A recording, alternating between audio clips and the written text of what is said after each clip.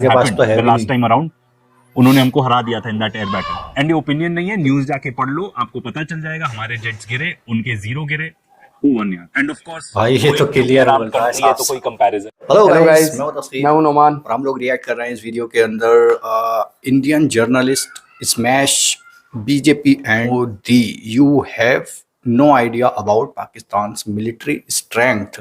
तो लेटेस्ट आया है कुछ और लेटेस्ट बयान, लेटेस्ट एनालिसिस हैं, देखते हैं क्या निकलता है। Let's go. पाक ऑक्यूपाई कश्मीर आपने दिया था, मगर लेने का काम भारतीय जनता पार्टी की सरकार ही करेगी।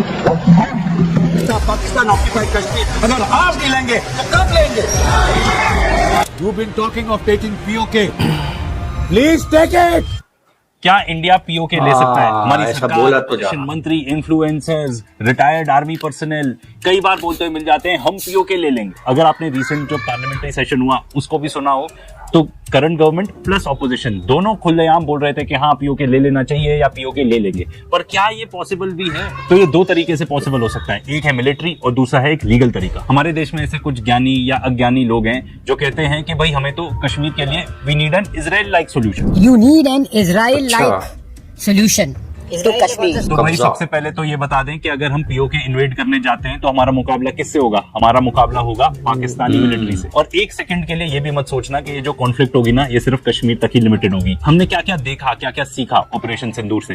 सबसे पहले वी लॉस्ट जेट्स, चाहे 3 जेट थे या 5 जेट थे, ये तो अब ओपन में ही है। जब हमारे सीडीएस आके ही एडमिट कर सकते हैं कि भाई जेट्स लूज हुए थे तो हाँ डेफिनेटली नंबर का गेम नहीं है। फ्रेंच इंटेलिजेंस रिपोर्ट तो ये भी बताती है कि कम से कम एक राफेल था। एंड किसी भी कॉम्बैट जोन में फर्स्ट टाइम है कि एक राफेल गिरा है। ऑपरेशन सिंदूर के दौरान चाइना लाइव इनपुट्स के साथ पाकिस्तान को हेल्प कर रहा था और ऐसा तो जो हमारे डिप्टी आर्मी के चीफ हैं वही बता चुके हैं। एंड ये तो रिसेंट ही न्यूज है कि चाइना ने लॉन्च किए और सैटेलाइट्स जिससे जो पाकिस्तान की कैपेबिलिटी है ऑब्जर्वेशन की वो और बढ़ जाएगी। तो भाई बेसिकली अब तो और भी ज्यादा डेटा उनको खुद ही मिल जाएगा। ऑन दी अदर हैंड हमारी कोई भी ऐसी पर्टिकुलर कैपेबिलिटी नहीं है। एंड ये हम पहले भी बता चुके हैं कि चाइना की ये जो कैपेबिलिटी है स्पेस से मॉनिटर करने की, this is better than anyone else, किसी से भी बेहतर है। अगर आप यूएस और यूरोप दोनों की कैपेबिलिटी कंबाइन भी कर दो ना तो वो भी उतनी अच्छी नहीं है जितनी चाइना की कैपेबिलिटी है स्पेस से मॉनिटर करने की। इससे क्या फायदा होगा यू में आस्क? अगर आपका ओपोनेंट जरा भी कुछ मनूवर करेगा तो आपको पहले ही पता चल जाएगा। जेट्स टेक ऑफ तो दूर की बात है, अगर वो अपनी मिसाइल इधर से उधर भी शिफ्ट करेगा तो भी आपको पता चल जाएगा कि वो तो सब पता चल रहा इंडिया होगा। आइसोलेट हो जाएगा डिप्लोमेटिकली।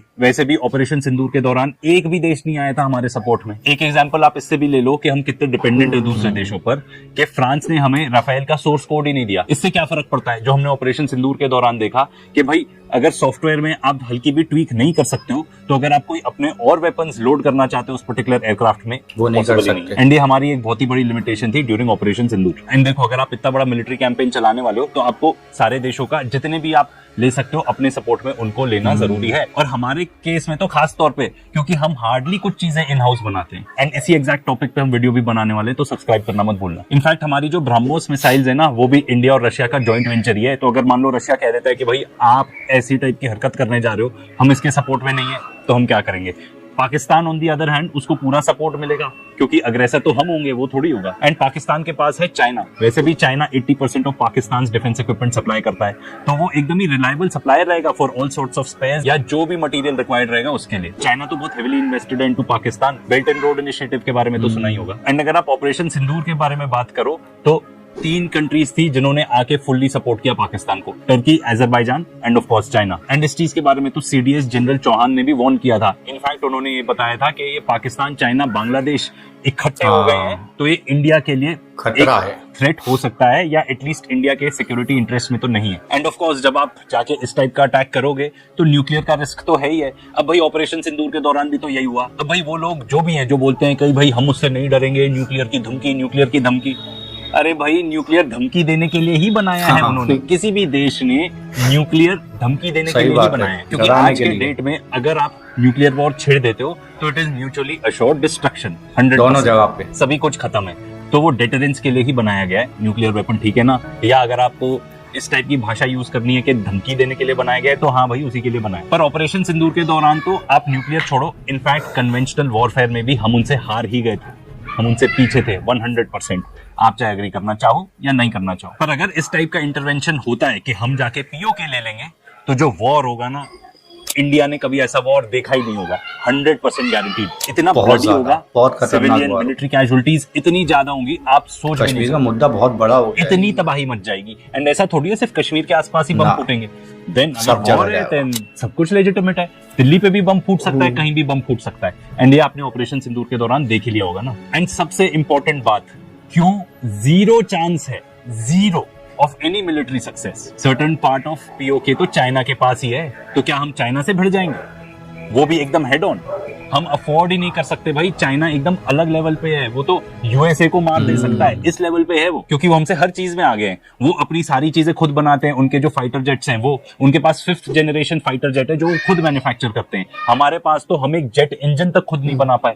स्पेस टेक में वो लोग इतने आगे हैं, मैंने आपको ऑलरेडी बता ही दिया उसके बारे में। एआई में इतने आगे हैं, उनके पास जो मिसाइल्स का आर्सनल है वो भी हमसे बहुत ही ज्यादा सुपीरियर है। एंड हम कहाँ हैं उनके आगे? ऑनेस्टली बिल्कुल भी नहीं है। उनके पास तो 2 साल में एक आर्मी ऑफ रोबोट्स तैयार हो जाएगी, तो रोबोट लड़ने आएंगे। दैट इज ऑफ कोर्स, अगर हम कभी भी ऐसा सोचें या डिसाइड करें कि ऐसा हमको कुछ मिलिट्री एक्शन लेना है, पीओके लेना है, तो our country will be doomed, इसके बारे में कोई दो राय नहीं है। देखो, इजराइल अफोर्ड कर सकता है ये सब करना, क्योंकि वो अटैक डॉग है वेस्टर्न एलाइज का, ठीक है ना। वो बना ही इस चीज के लिए, एंड वो बेसिकली एक्सटेंशन है of US empire, and last phase है उसके बैकअप में कॉलोनाइजेशन, यूएस। एंड इसी वजह से उसको सारे वेस्टर्न एलाइज सपोर्ट करते हैं। इसीलिए इंडिया और इजराइल का तो कोई कंपैरिजन ही नहीं है, मत करो, दोनों देश बहुत ही अलग हैं। अब ये तो बात हम मिलिट्री की कर रहे हैं, डिप्लोमेटिकली आप सोचो क्या होगा। ऑपरेशन सिंदूर के दौरान तो कोई सपोर्ट नहीं करने आया, जबकि हमारा तो स्टांस यही था। अगर आप पार्लियामेंट्री सेशन सुनोगे तो वो बताते हैं हमारा स्टांस सिर्फ ये था, हमारे पॉलिटिशियंस बता रहे हैं खुद, कि जब हमने जाके उनके पर्टिकुलर साइट्स को टारगेट किया, उसके बाद हमने पाकिस्तान को फोन कॉल करके बोला बस वी आर डन, हम आगे नहीं प्रोसीड करना चाहते। That was our particular stance, ठीक है, हम लोग यही चाहते थे। अध्यक्ष महोदय, 7 मई 2025 को हमले मैंने 1:35 के तुरंत बाद भारतीय डीजीएमओ ने हॉटलाइन संदेश के माध्यम से पाकिस्तान के डीजीएमओ यानी डायरेक्टर जनरल मिलिट्री ऑपरेशन से संपर्क किया और टेरर इंफ्रास्ट्रक्चर के खिलाफ हमारे हमले के रेशनल और मेथोडोलॉजी के बारे में पूरी जानकारी दी और यह तथ्य भी बताया ये हमले एस्केलेटरी नेचर वाले नहीं थे, माने इसको हम आगे नहीं बढ़ाना चाहते। पर जब आप इमेजिन करो कि आप जाके एकदम इन्वेड करने लगोगे, तो क्या कोई भी देश आपको सपोर्ट करेगा? बिल्कुल भी नहीं। मुझे तो इनफैक्ट ये लगता है हमें तो मिलिट्री सप्लाईज ही लोग भेजना छोड़ देंगे। हमारे पास सप्लाईज ही नहीं होंगे कि हम ऐसा कोई लॉन्ग ड्रॉन वॉर लड़ सकें।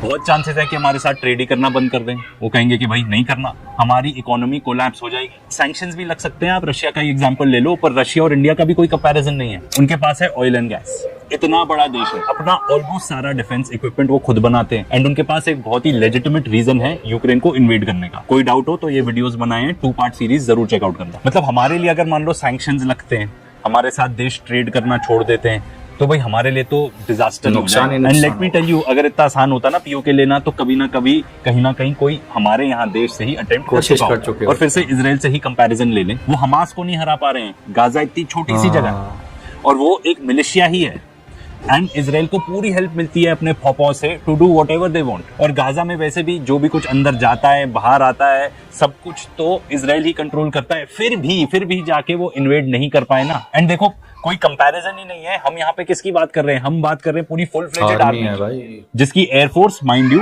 Judging from what has happened the last time around, उन्होंने हमको हरा दिया था in that air battle. And ये ओपिनियन नहीं है, न्यूज जाके पढ़ लो, आपको पता चल जाएगा। हमारे जेट्स गिरे, उनके 0 गिरे, एंड ऑफ कोर्स भाई ये तो क्लियर है, तो कोई कंपैरिजन ही नहीं है। तो लीगल तरीके पे आ जाते हैं, तो यूनाइटेड नेशंस का कोर्ट है called international court of justice. India ने तो हमेशा ये स्टांस रखा है कि भाई जो भी होगा it is a bilateral issue between India and Pakistan, हम ही डिसाइड करेंगे, हमें किसी मीडिएटर की जरूरत नहीं है। ऑफ कोर्स याद होगा जेनोसाइडल डॉन, डोनाल्ड ट्रंप की बात कर रहा हूँ, एकदम बीच में उचक रहे थे कि मैं मीडिएट करूंगा। एटलीस्ट इंडिया ने इस मामले में तो उनको चुप करा दिया ना। बट देन ऑफ कोर्स वो साइड डॉन है, डोनाल्ड ट्रंप है, तो वो कभी भी आके फिर से उठा के बोल सकते हैं कि मैं मीडिएट करूंगा। बट पिछले कुछ हफ्तों से तो एटलीस्ट ऐसी कोई स्टेटमेंट उन्होंने नहीं दिया। और इफ एनीथिंग पाकिस्तान ने बोला है, इनफैक्ट ये 2019 की बात है जब आर्टिकल 370 हटाया गया इंटरनेशनल था, कोर्ट में जाएगा। उन्होंने अच्छा। बोला था कि हम आईसीजे जाएंगे। इंडिया ने कभी ऐसा स्टांस ही नहीं रखा कि हम आईसीजे जाएंगे रिगार्डिंग कश्मीर। आई नो आप में से बहुत सारे लोग ऑलरेडी अवेयर हो गए, पर थोड़ी सी हिस्ट्री जान लेनी जरूरी है।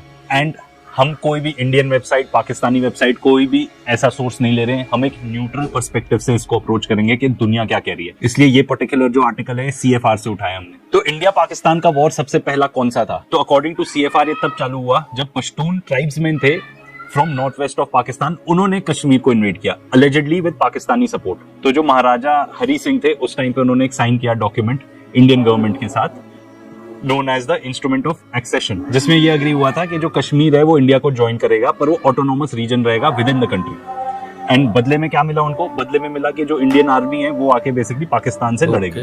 तो इंडिया ने एक्सेप्ट किए वो टर्म्स, इंटरवीन किया उन्होंने कश्मीर में, पाकिस्तान के साथ वॉर हुआ, 1 साल ऑलमोस्ट लड़ाई हुई, फिर दोनों देशों के बीच में यूनाइटेड नेशंस ने ब्रोकर किया सीज फायर। उस टाइम पे जहां जहां भी आर्मीज आई थी एलओसी वहां पे ड्रॉ हो गया। तो रफली अकॉर्डिंग टू दिस इंडिया को 2/3 कश्मीर मिला और बाकी पाकिस्तान ने लिया। एंड चाइना ने भी कुछ पार्ट उसका क्लेम कर लिया 1950s में। पर जो ओरिजिनल सीज फायर था उसमें बात थी एक रेफरेंडम की कि कश्मीरीज डिसाइड करेंगे कि भाई रीजन का स्टेटस क्या होना चाहिए। अच्छा। पर ये रेफरेंडम कभी हुआ ही नहीं। तो लीगल स्टेटस ये है कि रेफरेंडम होना था पर हुआ नहीं।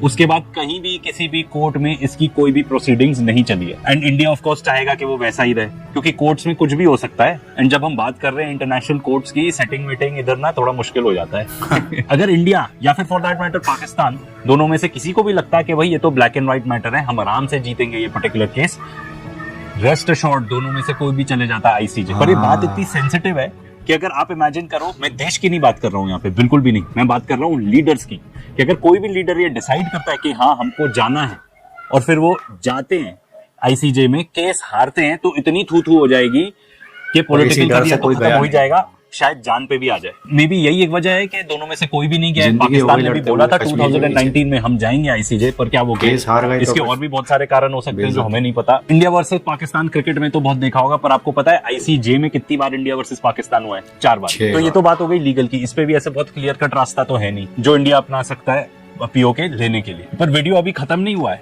कहानी बाकी है। एक और तरीका है, अब हमारे यहाँ पे इतने सारे राइट विंग प्रोपेगेंडा फैलाने वाले लोग हैं कि वो कुछ भी वीडियो बनाएंगे। तो एक और वीडियो बनी हुई है अबाउट बल्कनाइजेशन ऑफ पाकिस्तान, मतलब पाकिस्तान को 4-5 टुकड़ों में बांट दो। ये कहाँ से बुद्धि लेके आ रहे हो यार तुम लोग? ये हैं कुछ ज्यादा ही इजराइल को फॉलो करने लग गए हो क्या, या अमेरिका को फॉलो करने लग गए हो? ये सीआईए वगैरह ये सब दुनिया में टेरर फैलाने का काम करते हैं। हमारे देश को ये सब काम नहीं करना चाहिए, इससे कोई फायदा भी नहीं होगा। इस थ्योरी को भी थोड़ा ब्रेक डाउन करते हैं। सबसे पहले तो I don't need to tell you कि जिस बंदे ने ये बनाई है ना, इसको कोई आइडिया ही नहीं है पाकिस्तान के बारे में। आई एम नॉट क्लेमिंग कि मैं भी कोई एक्सपर्ट हूँ, पर आप इसी चीज से अंदाजा लगा लो कि जब ऑपरेशन सिंदूर हुआ था, पूरा जो देश है they were behind the army and the government. तो अगर कुछ भी ऐसा कॉन्फ्लिक्ट होगा तो क्लियरली सब एकदम एकजुट हो जाएंगे कि भाई हिंदुस्तान आ रहा है, हमें मारने आ रहा है हिंदुस्तान, हम सबको इकट्ठे रहना है। और यही तो हुआ, हमारी मीडिया चिल्लाती रही, झूठ बोलती रही, वो तो उनका काम ही है कि जनरल आसिम मुनीर अपना भाग गए, ये हो गया वो हो गया। एक हमारे एक्स डिप्लोमेट, देश के एक्स डिप्लोमेट, इनकी दीपक वोरा की शक्ल दिखाओ भाई, ये भी कह रहे थे कि भाई ऐसी खबर आई है कि वो यूएस में या बेल्जियम में कहीं घूम रहे हैं general Asim Munir. I believe that mad Mullah Munir, the so-called army chief, he's fled the country. And I'm not saying this. Some of my American friends have said they've seen a chap looking like him wearing a golf cap walking around somewhere in the United States, New Jersey. खबर देता कौन है? They feel that he has run away. हुआ क्या? एकदम उल्टा, जंग के बन गए दौरान फील्ड कौन छोड़ के मार्शल, भागेगा? ठीक है, ट्रम्प के साथ लंच भी करा है। इसलिए मुझे नहीं लगता ऐसा कुछ भी पॉसिबल है। अगर आप कोई भी जाके ऐसा अटैक करोगे तो आप उस देश को और स्ट्रॉन्ग ही बना रहे हो, उस देश को और आप इंसेंटिव दे रहे हो कि वो अपने आर्मी के पीछे आ जाए। तो काफ़ी स्मैशिंग, काफ़ी अग्रेसिव एनालिसिस थे इनके कश्मीर को लेकर और ऑपरेशन सिंदूर को लेकर, और बहुत सारी चीज़ें जो एनालाइज की हैं इन्होंने। तो कुछ चीज़ें ठीक हैं, समझ में आता है, जैसे कि हम लोग बहुत ज़्यादा कुछ प्रोडक्शन नहीं कर रहे हैं डिफेंस रिलेटेड अपने हथियारों का, तो डिपेंडेंट ज़्यादा है हम दूसरी कंट्री पर। हालांकि इस मामले में देखा जाए तो पाकिस्तान ज़्यादा डिपेंडेंट नहीं रहा है, वो बहुत सी चीज़ें अपने आप भी बना रहा है। चाइना का फुल सपोर्ट है, चाइना से सारी चीज़ें वो ले भी रहा है, चाइना, तुर्की और बहुत सारी कंट्रीज के साथ वो मिला हुआ है। तो ये एक फ़र्क आ जाता है डिफेंस में सबसे पहले तो। दूसरी बात, मुद्दा है कश्मीर का। अगर इंटरनेशनल कोर्ट की बात चल रही है तो यहाँ पे ये 2 ही रास्ते बताए हैं इन्होंने जिन तरीक़ों से हम ले सकते हैं, या तो जंग लड़कर या कोर्ट के ज़रिए। तो जंग लड़कर तो बहुत बड़ी मुद्दा है, जंग अगर लड़ी जाएगी तो पूरी दोनों कंट्रीज लगभग 80-90% मुझे लगता है कि तबाह हो जाएंगी। क्योंकि जंग अगर इसकी कश्मीर की होगी जो सदियों से चलता आ रहा है मुद्दा, तो इसमें फिर न्यूक्लियर चलेगा ही चलेगा, मुझे तो ऐसा लगता है। क्योंकि बहुत बड़ी बात है। अभी दूसरी जंगों पे भले ही रुक गया हो कि भाई न्यूक्लियर नहीं चल रहा है, लेकिन कश्मीर के मुद्दे में भाई चलेगा दोनों तरफ से न्यूक्लियर, और सोच लो फिर अगर चला तो फिर कितनी तबाही होगी। हाँ, बहुत और ऐसा नहीं ज्यादा। बर्बाद वहीं आसपास होगा कहीं, बहुत पूरा दूर दूर की तबाही जाएगा। होगी, बहुत दूर, पूरे पूरे शहर एक ही बम से तबाह हो जाते हैं भाई, बहुत खतरनाक चीज है। तो ये बहुत ज्यादा, मतलब ये मान लो कि 100% चांस है कि न्यूक्लियर चलेगा हाँ। भाई अगर इस मुद्दे पर लड़ाई हुई। अगर ये चीज अटैक से तो हो नहीं सकती, वरना कर देते अब तक। हाँ, अगर अटैक से हो सकती थी, ये क्योंकि चीज हम भी इतना कह रहे हैं कि आसान होता। अटैक करो और ले लो, आम पब्लिक ये कह रही है हमारे इंडिया में भी। हालांकि अपोजिशन में ये राहुल गांधी वगैरह भी यही बोल रहे हैं कि भाई तुम्हें करना है अटैक, पीओके दिया क्यों नहीं, लो अटैक करो और ले लो पीओके। लेकिन सबको पता है भाई कि इतना आसान नहीं है अटैक कर कर लेना, हमला इतना कर आसान कर नहीं एकदम है। कब्जा कर लेना भाई बहुत मुश्किल है। ले अगर हो सकता था तो वो सदियों पहले हो जाता, या फिर अभी हो जाता, हाँ, एकदम होने से वाला अटैक कर होता कर ले तो लो। कर देते, हाँ। लेकिन बहुत बड़ा सीन हो जाएगा बड़ी अगर चीज ऐसा है वो, कुछ हो बहुत गया। बड़ी चीज है। तो एक तो ये सीन बना हुआ है, दूसरा कोर्ट वाली बात रही, तो कोर्ट में इसीलिए नहीं जा रहे हैं भाई, अगर कोई भी एक केस हार गया, हाँ, या पाकिस्तान हार गया या इंडिया हार गया अगर कोर्ट के जरिए, तो कश्मीर भाई दूसरी साइड चला जाएगा, और बेइज्जती कितनी होगी। जो मुद्दे पे हम लड़ते आ रहे हैं भाई, हम तो हाँ, बचपन से देखते आ रहे हैं, और जब से ये सीन बना है कश्मीर का, मतलब दोनों जगह से अभी तो उम्मीद है कि उम्मीद है, इसकी हो और इसी जाएगा इसका। उम्मीद पर भाई चले जा रहे हैं हाँ, दोनों अगर केस हो गया और कोई एक हार एक गया, हार गया एक को अगर। तो हार नहीं है जब केस होगा, केस होगा तो कहीं तो ना फिर कहीं तो। तो हो गया भाई। लेकिन पाकिस्तान यार ये कह रहा है कि कोर्ट में लेके जाएगा इसको, इंटरनेशनल हाँ, कोर्ट में इस मुद्दे को लेकर हाँ, ये जाएगा बता रहे कश्मीर थे। के। तो देखते हैं भाई आगे क्या होता है। बाकी लोग क्या कहते हो कमेंट में बताओ। एंड करते हैं, बाय बाय।